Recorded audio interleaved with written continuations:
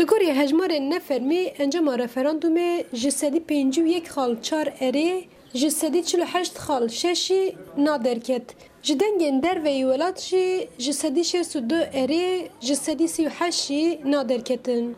Rêveberiya Tirkiyeyê bi encama referandumê dikeve qonaqekî nû.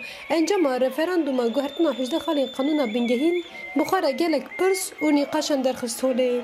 Partiya Demokratîk a Gelan HDP û CHP li ser van encaman nerazîbûna xwe nîşan dan û ji bo zerfên nemûrkirî îtiraz kirin. Komîsyona Bilind a Hilbijartinê roja ku hilbijartin bi dawî bû dabû zanîn ku wan 2,5 milyon rayên bêmor qebûl kirine.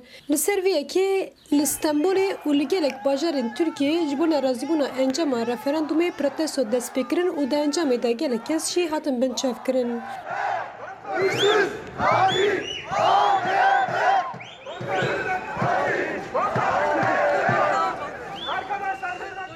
Her wiha Amerîka û Yekîtiyên Ewropayê jî diyar kiribûn ku ew ê li gor rapora Agîdê encama referanduma Tirkiyeyê binêrxînin. Agîd du rapora xwe eşkere kir ku pêvajoya hilbijartinê di şert û mercên wekhev de nehatiye kirin û diyar kir ku Komîsyona Bilind a Hilbijartinê bi zilalî tevnegeriye ye. Serokkomarê Tirkiye Recep Tayyip Erdogan raporta Agîdê rexne kir û got Tirkiye ne raporên we dibîne, ne dibihîze, ne jî nas dike. Kera xwe bajar nîdê.